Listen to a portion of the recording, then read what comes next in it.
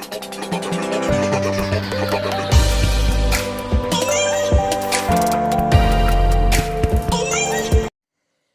दोस्त, मैं सीपी वर्मा आप लोगों के लिए आज लेकर आया हूँ हमारे चैनल सीपी हिंदी क्लासेस पर कथन की शैलियाँ, जो कि सभी प्रकार के बीए, बीएससी, बीकॉम अंतिम वर्ष व अन्य प्रतियोगी परीक्षाओं में अधिकतर पूछे जाने वाले प्रश्न। आज कथन की शैली का अर्थ, परिभाषा, विशेषताएं, महत्व, उदाहरणों का सविस्तार पूर्वक अध्ययन बहुत कम समय में करने जा रहे हैं, जो कि आपके लिए बहुत फायदेमंद है। आज के इस वीडियो को पूरा अंतिम तक देखिएगा, आपको निश्चित ही परीक्षा में सफलता दिलाएंगे। अब देखते हैं हम शैली का अर्थ। आप सभी जानते हैं कि शैली जो है अंग्रेजी के टेक्निक शब्द से बना हुआ है। हर मनुष्य, हर व्यक्ति चाहता है कि वे अपनी बात को, अपने भाव को, अपने मनोविचार को एक व्यक्ति से दूसरे व्यक्ति तक बहुत ही अच्छे ढंग से, सुंदर ढंग से दूसरों तक संप्रेषित करें। इसके लिए क्या करता है, वो अपने भाव में, अपने विचारों में, अपने शब्दों में नए नए ऐसे शब्दों का, ऐसे नए नए शैली का प्रयोग करता है, जिससे कि उनके भाव, उनके विचार दूसरे व्यक्ति तक अच्छे से जो है पहुंच सके, सामने वाला उनकी बात को, उनकी भावनाओं को आसानी से समझ सके। इसके लिए क्या करता है, वो अपने शैली में नए नए तरीकों का जो है प्रयोग करता है। वक्ता की सदैव इच्छा रहती है कि वह अपनी बात स्पष्ट रूप से दूसरों तक पहुंचा सके। इसी अर्थ में शैली अभिव्यक्ति की विशेष प्रणाली है, जिसके द्वारा कोई रचना आकर्षक, रमणीय और मोहक और प्रभावपूर्ण हो सके। इसके लिए वो अपनी शैली में प्रयोग लाते, नए नए टेक्निक का प्रयोग करते हैं। इसीलिए मनुष्य को सामाजिक प्राणी कहा जाता है कि वो बहुत अच्छे ढंग से अपने भाव को, अपने मनोविचार को दूसरों तक पहुंचा सकते हैं। तो ये हुआ शैली का अर्थ। अब देखते हैं हम शैली की परिभाषा। तो बनाट शाह क्या कहते हैं? बनाट शाह का विचार है कि प्रभावपूर्ण अभिव्यक्ति ही शैली का अर्थ और इति है।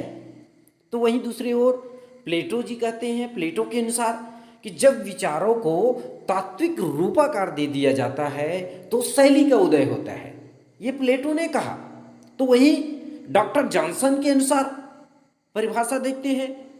डॉक्टर जॉनसन कहते हैं कि शैली बातचीत करने का तरीका या बोलचाल का लहजा है। इस प्रकार से ये तीनों विद्वान जो है शैली की परिभाषा को दिए हैं, शैली की परिभाषा को अपने शब्दों में बताए हैं। अब हम देखते हैं शैली का महत्व। शैली हम सभी मनुष्यों के लिए, हमारे समस्त व्यवहारिक जीवन में अत्यंत ही महत्वपूर्ण है, बहुत ही उपयोगी है।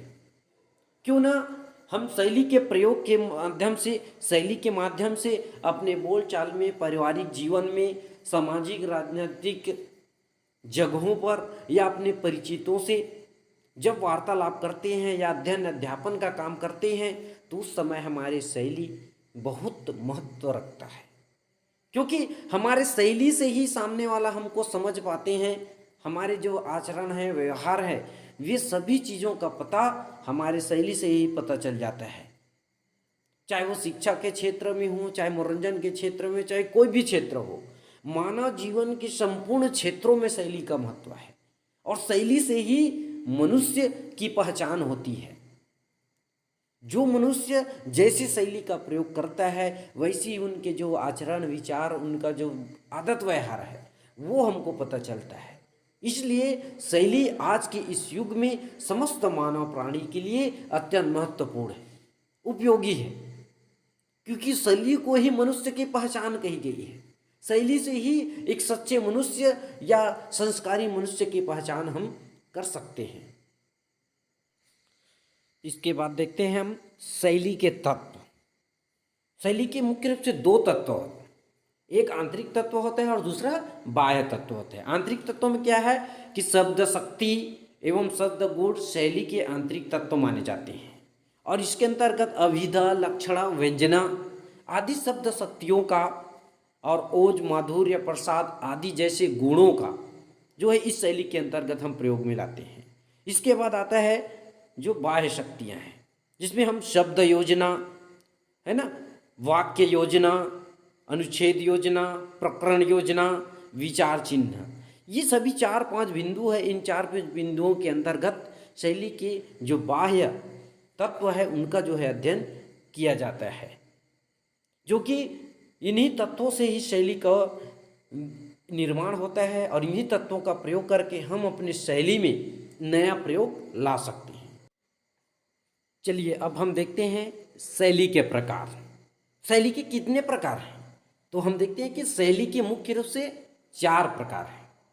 पहला आता है विवरणात्मक या विवरणपरक शैली, दूसरा मूल्यांकन शैली, तीसरा व्याख्यात्मक शैली और चौथा विचारात्मक शैली। तो हम देखेंगे सबसे पहला विवरणपरक या विवरणात्मक शैली। विवरण से ऐसा ही है ब्यौरा या मसौदा तैयार करना। जब किसी व्यक्ति, वस्तु, घटना को हम अपनी आंखों से जैसा देखते हैं वैसा प्रस्तुतिकरण करते हैं, हुबहू, सेम टू सेम, जैसा देखते हैं वैसा प्रस्तुतिकरण करना ही विवरणात्मक शैली कहलाता है। इसमें वक्ता अपने तरफ से किसी भी प्रकार से उसमें अपना विचार, अपने भाव, मनोवृत्ति को उसमें जोड़ नहीं सकता, बतला नहीं सकता, जैसा देखा रहता है वैसा विवरण प्रस्तुत करता है। इस कारण से इसको विवरणात्मक शैली कहते हैं। वो अपने से कोई कुछ नहीं बोल सकता। और विवरणात्मक शैली को जो है मुख्य रूप से 2 भागों में बांटा गया है। पहला आता है प्रत्यक्ष कथन के रूप में विवरणात्मक शैली, दूसरा अप्रत्यक्ष कथन के रूप में विवरणात्मक शैली। प्रत्यक्ष कथन में पाठक या श्रोता को ज्ञात रहता है कि वक्ता कौन है, वक्ता का नाम पता रहता है, उसके बारे में उनको जानकारी रहता है। तो उदाहरण के रूप में हम देख सकते हैं प्रत्यक्ष कथन के रूप में विवरणात्मक शैली में कि ये जो शैली है बहुत ही सरल व स्पष्ट रूप से श्रोता या पाठक जो है तक जो है अपनी बात को संप्रेषित करता है और समझ भी जाता है। एक उदाहरण हम देख सकते हैं कि सड़क पर एक बूढ़ा व्यक्ति जा रहे थे, पीछे से किसी गाड़ी ने ठोकर मार दी, बूढ़ा व्यक्ति घायल हो गया, खून से पूरा शरीर जो है भीग गया और रोड में ही, रास्ते में ही बूढ़ा व्यक्ति जोर जोर से चिल्ला रहे थे, दर्द से करा रहे थे। इस प्रकार से ये प्रत्यक्ष कथन के रूप में विवरणात्मक शैली कहलाता है। ठीक उसी प्रकार से हम दूसरा देख सकते हैं अप्रत्यक्ष कथन के रूप में विवरणात्मक शैली, जिसमें श्रोता या पाठक को पता नहीं रहता कि वक्ता कौन है, वक्ता का नाम क्या है। जैसे वर्षा हो रही थी, बादल गर्जना कर रहे थे, बिजलियां चमक रही थी, तो ये जो है अप्रत्यक्ष कथन के रूप में विवरणात्मक शैली कहलाता है। अब हम देखते हैं विवरणात्मक शैली की विशेषताएं कि इस शैली में किसी घटना, किसी व्यक्ति, वस्तु का यथावत प्रस्तुतिकरण होता है। वक्ता तटस्थ होता है। तटस्थ का अर्थ होता है समीपता। वक्ता स्वयं प्रकट नहीं होता, इसलिए वो जो है किसी भी प्रकार के उसके सूचक शब्द विवरण शैली की भाषिक संरचना जो है उसमें नहीं होती, और यह जो है हमेशा भूतकाल में घटित घटनाओं का विवरण प्रस्तुत करता है। अन्य पुरुष का प्रयोग होता है। साथ ही साथ वाक्य अप्रत्यक्ष कथन व्यक्त करने वाले मिश्र वाक्य एवं सरल वाक्यों का प्रयोग विवरणात्मक शैली के अंतर्गत होता है। साथ ही साथ तथ्य जो है सत्यता का गुण इसमें पाया जाता है। इस शैली में निश्चयार्थक या निश्चय सूचक जैसे संरचनाओं का प्रयोग भी जो है पाया जाता है। इस प्रकार से 8-10 विवरणात्मक शैली की विशेषताएं हैं। इसका भी अध्ययन हम कर सकते हैं और परीक्षाओं में अच्छा अंक प्राप्त कर सकते हैं। इसके बाद हम दूसरा जो शैली है मूल्यांकन शैली, इसका अध्ययन करते हैं। मूल्यांकन शैली मूल्य प्लस अंकन, किसी व्यक्ति, वस्तु, 2 या 2 से अधिक व्यक्ति, वस्तु की जांच करना, परख करना, उनके गुण दोषों पर निष्कर्षता करना, अपना अपना अभिमत प्रकट करना, यही जो है मूल्यांकन शैली कहलाता है। क्योंकि मूल्यांकन शैली में सर्वप्रथम विषय वस्तु का यथावत प्रस्तुतिकरण किया जाता है, फिर गुण दोष के आधार पर हम उसका मूल्यांकन करते हैं, उनका परीक्षण करते हैं, जांचते हैं कि व्यक्ति अपने मन के अनुसार मूल्यांकन करता है। और हर एक व्यक्ति का जो मूल्यांकन करने का तरीका उसके संस्कार के ऊपर निर्भर करता है। जो व्यक्ति जिस घर में जैसा शिक्षा दीक्षा खान पान होता है, संस्कार होता है, वैसी ही उनका जो है मूल्यांकन करने का तरीका होता है। अब हम देखते हैं मूल्यांकन शैली की विशेषताएं। मूल्यांकन शैली में तर्क सम्मतता स्थापित करने वाले वाक्यों का प्रयोग होता है। इस शैली में तर्क विर्क देकर ही हम किसी वस्तु व्यक्ति का मूल्यांकन कर पाएंगे। मिश्र वाक्यों का अधिकता दूसरी जो विशेषता है ना। फिर तीसरी जो विशेषता है कारण कार्य वाक्यों का प्रयोग। तब कहीं जाके हम पीछे कोई ना कोई कारण होता है मूल्यांकन का, है ना, उस कारण का हम पता लगाते हैं। फिर आता है विधि निषेध मूलक वाक्यों का प्रयोग। चौथा, मूल्यांकन परक शैली में स्वीकार्य अस्वीकार्य दोनों इस प्रकार तथ्यों का मूल्यांकन करना पड़ता है, जिसके लिए गुण दोष। फिर निष्कर्षों की उपादेयता। मूल्यांकन परक शैली में निष्कर्ष है सारांश की एक विशिष्ट परंपरा होती है, क्योंकि इसमें मूल्यांकन विभिन्न तथ्य रेखांकित होते हैं और निष्कर्ष निकालते हैं। इसके बाद अगला जो विशेषता है मौलिकता अपेक्षित। मूल्यांकन परक शैली में मौलिकता भी दिखाई देती है, क्योंकि इस शैली में मेरी मत है, हमारी धारणा है, अतः, निष्कर्षतः, किंतु, परंतु जैसे शब्दों का प्रयोग किया जाता है। साथ ही साथ हम देख सकते हैं अगला में किंतु, परंतु, लेकिन, यदि, अगर, मगर जैसे शब्दों का प्रयोग मूल्यांकन परक शैली में किया जाता है। और साथ ही स्थापना प्रमाणिक और तर्क सम्मतता इसी से जो है बनती है। उदाहरणों का प्रयोग, कई प्रकार के उदाहरणों का प्रयोग करके हम मूल्यांकन शैली में जो है तथ्यों की स्थापना के लिए हम जो उदाहरण का प्रयोग करते हैं। प्रश्नवाचक वाक्यों का प्रयोग किया जाता है, तब कहीं जाके मूल्यांकन होता है। वैसे तुलनात्मक वाक्यों का प्रयोग होता है, तब कहीं जाके मूल्यांकन सही ढंग से हो पाता है। इसके बाद हम देखते हैं तीसरा जो शैली है व्याख्यात्मक शैली। व्याख्यात्मक क्या होता है कि सूत्र रूप में दी गई वाक्यों को व्याख्या द्वारा समझना, सरल से सरल शब्दों में समझना, आख्यान करना, जिसका अर्थ होता है, व्याख्या का अर्थ ही होता है स्पष्ट करना। जब किसी घटना या जटिल अंश विषय वस्तु को हम समझाकर प्रस्तुत करते हैं, उसी को जो है व्याख्यात्मक शैली कहा जाता है।